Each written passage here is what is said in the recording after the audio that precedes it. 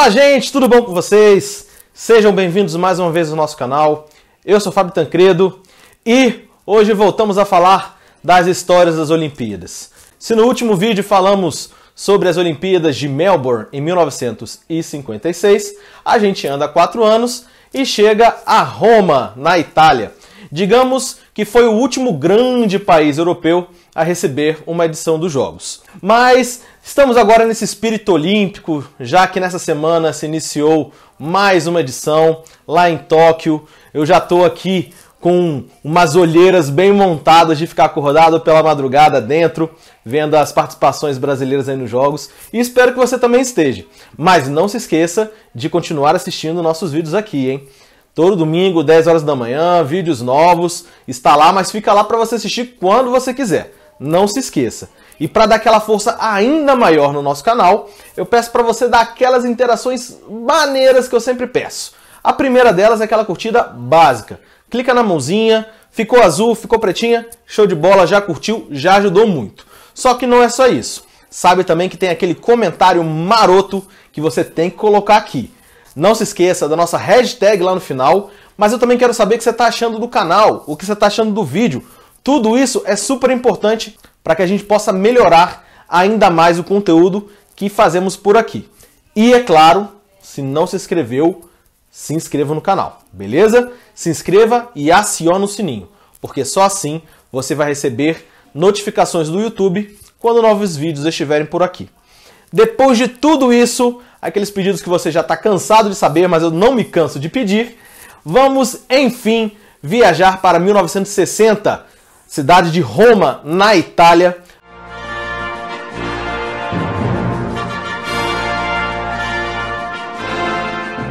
Então, galera, como todas as outras sedes, a gente começa a destrinchar como é que foram esses jogos com a eleição da cidade. Vamos até o início da década de 50, onde algumas cidades se mostraram interessadas para sediar esses jogos. Para falar a verdade, esse processo todo terminou no ano de 1955, um ano antes das Olimpíadas anteriores a que a cidade sede seria eleita. E Roma, é claro, teve suas concorrentes, que não foram poucas. Saca só a lista dos países que concorreram contra a cidade de Roma: Lausanne, na Suíça; Detroit, nos Estados Unidos; Budapeste, na Hungria; Bruxelas, na Bélgica; Cidade do México, lógico, no México; e Tóquio, no Japão. Então os membros dos comitês de candidatura foram à cidade de Paris para decidir quem seria a sede dos próximos Jogos, juntos, é claro, com os membros do Comitê Olímpico Internacional. E como nós tínhamos muitas cidades concorrendo, precisamos daquela votação demorada para chegar ao resultado final. E como vocês se lembram, para que uma cidade seja eleita a cidade sede dos Jogos seguintes, é necessário ter maioria absoluta de votos. Na primeira rodada, tivemos 3 cidades eliminadas. Bruxelas, Cidade do México e Tóquio deixaram a disputa. Na segunda rodada, zera tudo e os membros do Comitê Olímpico Internacional voltam a votar. E desta vez, Budapeste e Detroit foram as cidades que deixaram a corrida para ser sede dos Jogos de 1960. Então, tivemos que ir para a terceira e última rodada de votação. E essa votação foi contra a cidade suíça de Lausanne. Ela conseguiu sobressair a isso e conseguiu a chancela de ser a cidade sede. Com 35 votos a favor contra 24 votos contra, no caso a favor de Lausanne, Roma conseguiu assim a maioria absoluta e conquistou o direito de ser a sede dos 17º Jogos Olímpicos da Era Moderna. E, como eu falei anteriormente, foi talvez o último país grande assim da Europa que conseguiu o direito de sediar os Jogos Olímpicos. Claro que ainda tem Espanha, Portugal, mas também não tem essa força toda. As principais estavam lá e a Itália foi a última delas, podemos dizer assim.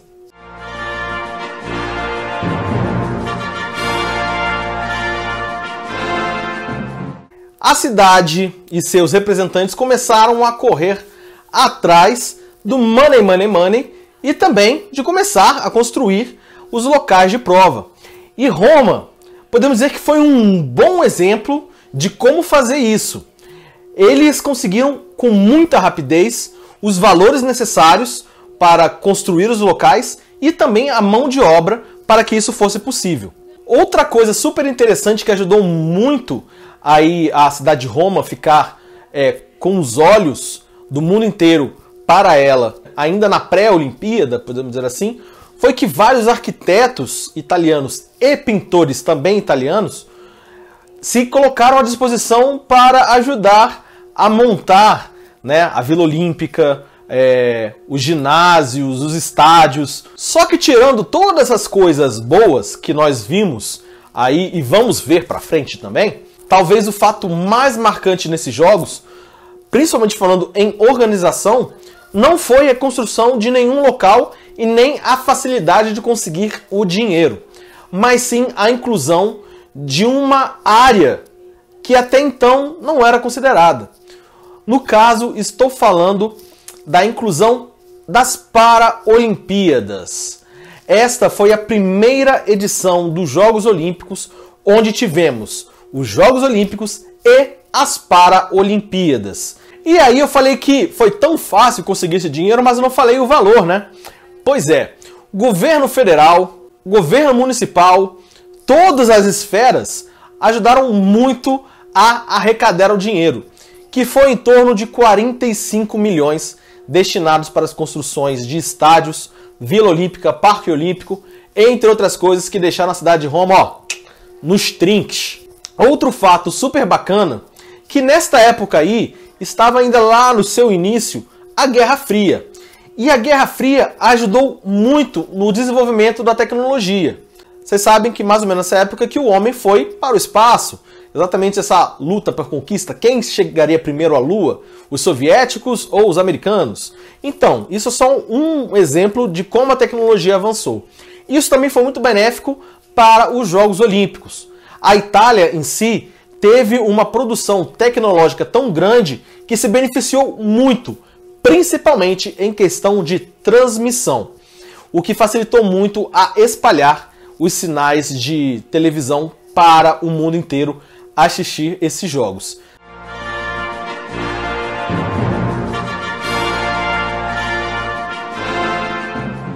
Os Jogos de Roma começaram no dia 25 de agosto de 1960. Porém, vamos começar essa história dos jogos um pouquinho antes. Um dia antes dos jogos, todos os atletas, quer dizer, nem todos, né, mas boa parte deles, foram até a Basílica de São Pedro receber as bênçãos do Santo Padre, o Papa João XXIII. Isso um dia antes da abertura dos jogos.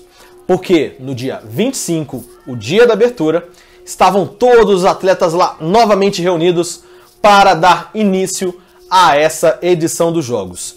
Mais de 5.000 atletas participaram desses jogos em 17 esportes. E como todos já sabem, já em algumas edições, foram 16 dias de provas ocorrendo aí na Itália, em Roma especificamente, e em algumas outras cidades da Itália próximas ali à cidade, a capital italiana. E tudo isso com um número recorde de locais de evento, locais de provas. Foram ao todo 34 locais de competição. E aqui uma curiosidade em relação a esses jogos é que poucas vezes, em poucas edições, aconteceu do clima da cidade, né, o tempo, estar tão bom como aconteceu nesses 16 dias dos jogos. Isso foi tão positivo para o desenvolvimento dos atletas e eles se darem bem nas provas, que vários recordes mundiais e olímpicos foram quebrados aí ao longo dos dias de competição. E então, o quadro de medalhas desses jogos ficou assim.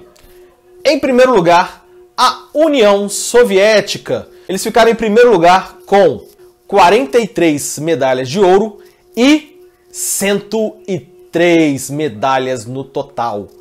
Em segundo lugar, o grande rival da União Soviética, tanto nos esportes quanto na Guerra Fria. Estou falando dos Estados Unidos da América. Eles conseguiram, ao final dos Jogos, 34 medalhas de ouro e 71 no total. E depois desse show de competições, chega ao fim os Jogos Olímpicos no dia 8 de setembro de 1960.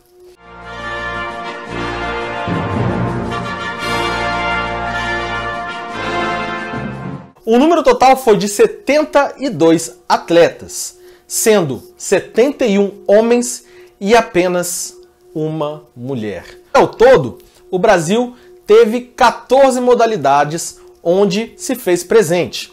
E aí vai o nome de todas: o atletismo, o basquete, boxe, ciclismo, saltos ornamentais, equitação, futebol, pentatlo moderno, canoagem, vela, tiro esportivo, natação, polo aquático e levantamento de peso. Ao final desses jogos, o Brasil teve 2 medalhas! 2 medalhas de bronze, mas foram 2. Tá ótimo, tá perfeito. A primeira delas foi conquistada na natação. E este feito foi conquistado pelo Manuel dos Santos.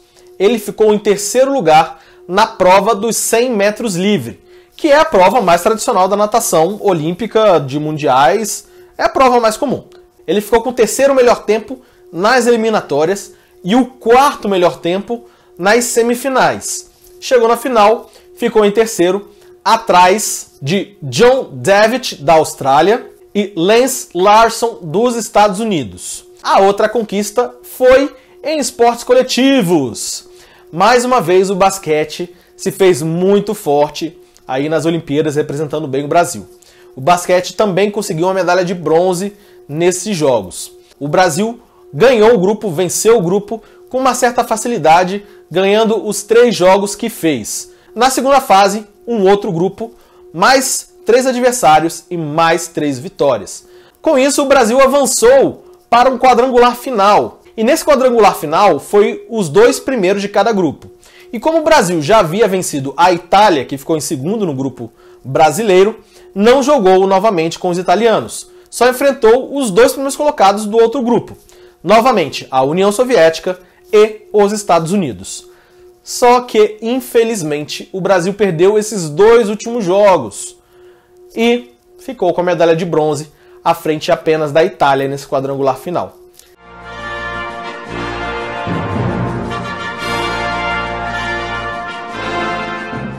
Bom, galera, começamos os destaques com um cara que talvez seja o principal nome dessas Olimpíadas, pelo menos o que ficou mais conhecido. Estou falando de Abebe Bikila. Este rapaz aqui, ele, um homem negro, foi o primeiro africano a conquistar a maratona na história, o que viria a ser uma prova predominantemente vencida pelos africanos. Só que o que ficou marcado, além dele ter sido o primeiro africano, foi que ele correu a prova inteira descalço. Ele não tinha tênis nenhum. Ele fez o percurso de 42 quilômetros com um pezinho no chão. E para melhorar tudo isso, ele ainda quebrou o recorde mundial da maratona na época. Ou seja, ficou conhecido. A imagem dele roda no mundo até hoje por esse feito magnífico. Outro nome super conhecido desses jogos é de um boxeador que nós conhecemos aqui como Muhammad Ali, mas que nas Olimpíadas se chamava simplesmente Cassius Clay. Ele conquistou a medalha de ouro na categoria do meio pesado. E o interessante dessa história, que eu já contei aqui no canal, no vídeo sobre Muhammad Ali, é que ele perdeu essa medalha, e aí na vida, perdeu de alguma forma que até hoje ninguém sabe direito. E ele recuperou, ganhou uma réplica da medalha de ouro em 1996, quando ele acendeu a pira olímpica lá em Atlanta. Mas essa é uma história também que eu vou contar mais lá na frente, e na história de 1996. O dinamarquês Pål Ellerstrom conquistou a sua quarta medalha de ouro consecutiva na vela. Feito esse nunca igualado. Ele fez isso na classe FIM. E aqui agora uma história de superação. Estou falando da Vilma Rudolph. Ela conquistou as provas do 100, 200 e 4 por 100 no atletismo. Só por isso daí, 3 medalhas de ouro já seria épico. Para aumentar ainda mais este feito dela, ela era portadora desde criança da poliomielite. Ou seja, uma virada incrível e uma marca impressionante. Uma pessoa que sofreu já desde pequenininha.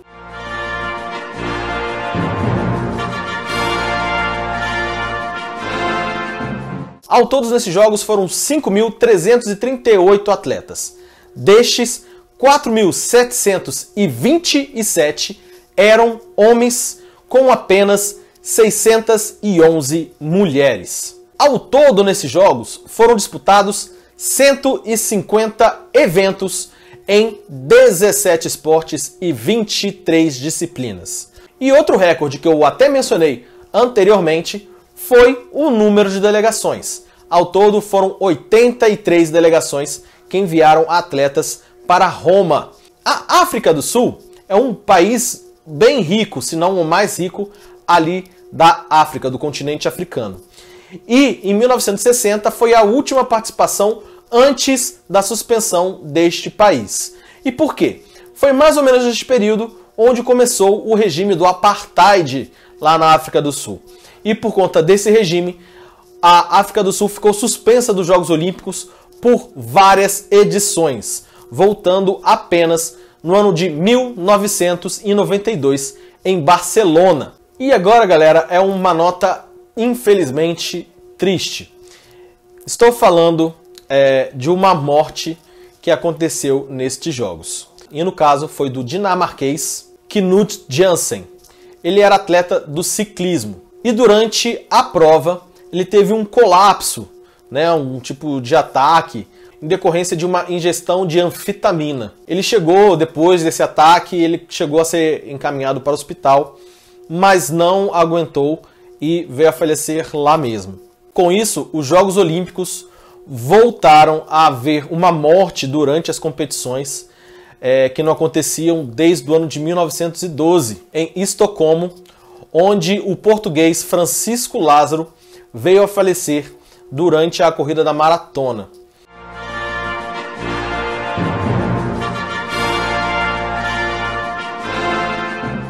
Pois é, galera, os Jogos de Roma foi realmente um exemplo a ser seguido em matéria de organização. Ou seja, esportivamente, foi um sucesso esses Jogos.